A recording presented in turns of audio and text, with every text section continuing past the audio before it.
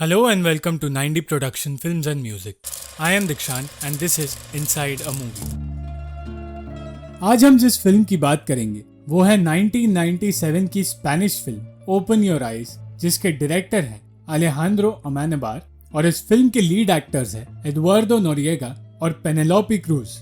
ये film online film critics society की top 100 science fiction films list में 84th rank पर है और इस फिल्म में ड्रीम्स और रियलिटी को कनेक्ट करके एक बेहतरीन कॉन्सेप्ट तैयार किया गया है।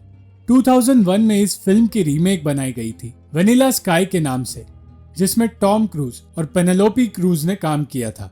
फिल्म की शुरुआत होती है एक लड़की की आवाज से जो ओपन योर आईज कहती है। उसकी आवाज सुनकर एक हैंडसम आदमी सेजर जागता है और एक खाली शहर में ड्राइव करता है जहां आसपास उसे कोई नहीं दिखता।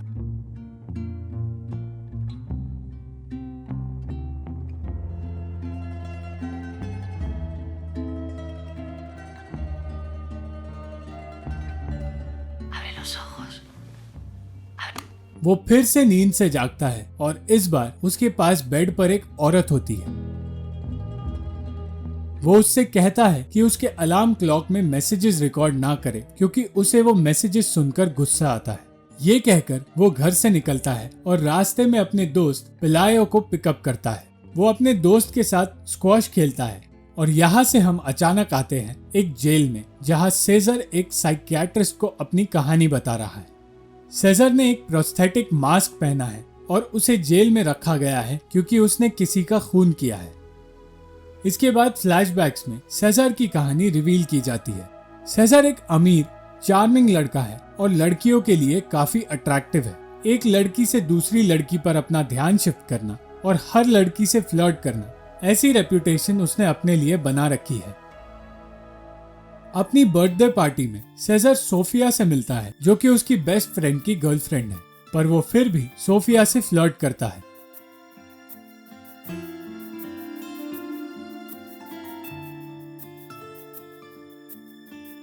वो उसे पार्टी के बाद उसके घर ले जाता है और वही रात बिताता है, पर उनके बीच कुछ नहीं होता।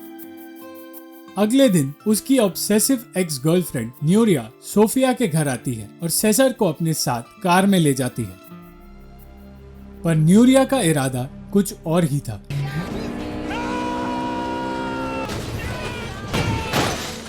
वो जानबूझकर अपनी कार क्रैश करती है इस इरादे से कि वो दोनों उसी क्रैश में मर जाए। सेजर उस एक्सीडेंट में बच तो जाता है मगर उसका चेहरा पूरी तरह से बिगड़ जाता है। उसका चेहरा इस हद तक खराब हो जाता है कि कॉस्मेटिक सर्जरी से भी उसे ठीक नहीं कर सकते। अपने चेहरे को छुपाने के लिए वो मास्क पहनने लगता है, पर जब वो सोफिया से मिलने जाता है तो सोफिया उससे दूर भागती है क्योंकि वो उसका चेहरा देख नहीं पाती। वो आदमी जो अपने लुक्स को लेकर इतना कॉन्फिडेंट था और एक कैसनोवा की तरह जिंदगी जीता था, आज एक एक्सीडेंट के बाद ऐसा दिखने लगा है कि कोई भी उसे देखना नहीं चाहता। सेजर को इस हादसे के बाद कुछ ऐसे एक्सपीरियंसेस होने लगते हैं जिनसे वो समझ नहीं पाता क्या सच है और क्या नहीं। उसे रियलिटी को लेकर कंफ्यूजन होने लगती है। एक रात क्लब में वो पिलायो और सोफिया से मिलता है। वो सोफिया से बात करने की कोशिश करता है पर सोफिया उससे दूर भागती है। इस बात से परेशान होकर सेजर बहुत ज्यादा शराब पी लेता है। घर जाते वक्त पिलायो भी उसके साथ अजीब बर्ताव करता है और उससे दूर भागने लगता है।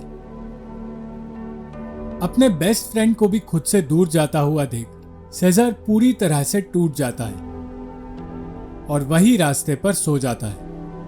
जब वो सुबह उठता है तो उसकी रियलिटी चेंज होने लगती है।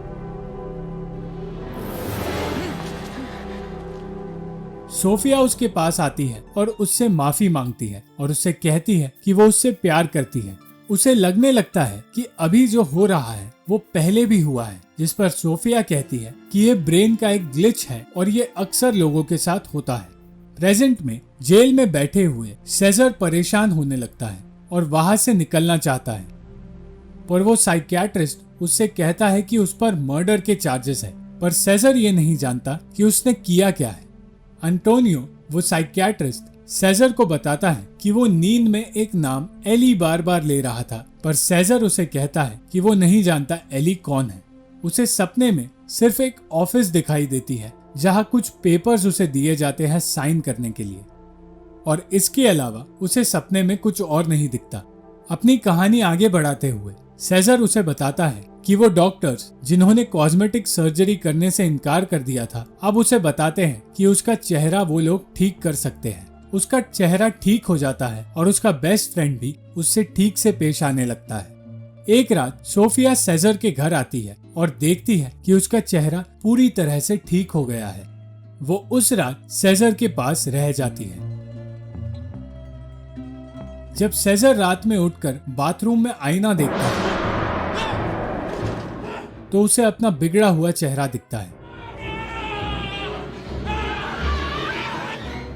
पर फिर उसे पता चलता है कि वो सिर्फ हेल्यूसिनेट कर रहा था।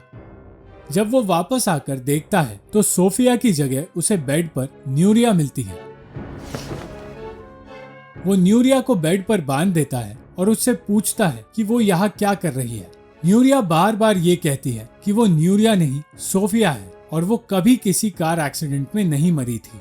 सेजर उसे पुलिस स्टेशन ले जाता है जहाँ वो सोफिया को ढूंढने की कोशिश करता है, पर पुलिस भी ये मानती है कि न्यूरिया असल में सोफिया है और जो लड़की सेजर के लिए सोफिया थी वो एग्जिस्ट ही नहीं करती।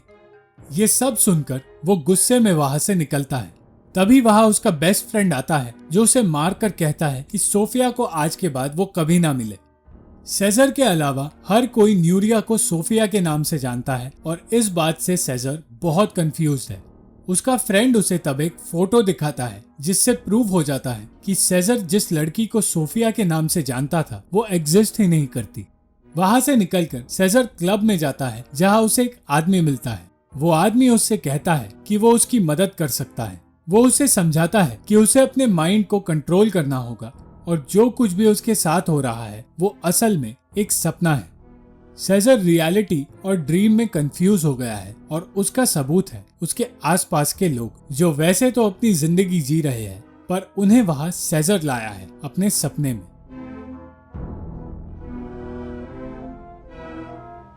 प्रेजेंट में एंटोनियो सेजर को हिप्नोटाइज करता है और उसके सपने के बारे में उससे पूछता है।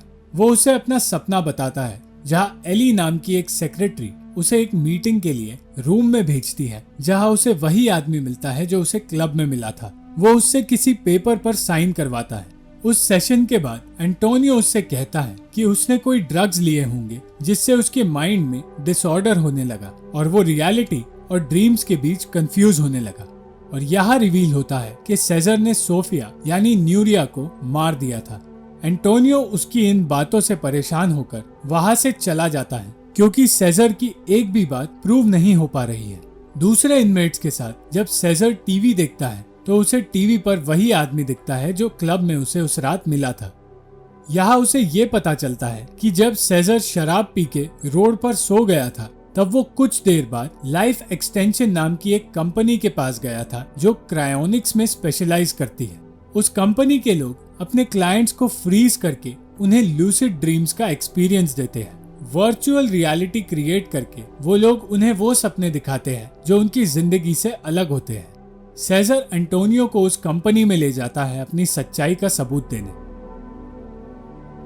एंटोनियो उससे कहता है कि वो जिंदा है, वो मरा नहीं है, उसे क्रायोनिक्स नहीं दी गई है, तो उस कंपनी में आकर वो क्या प्रूव करना चाहता है।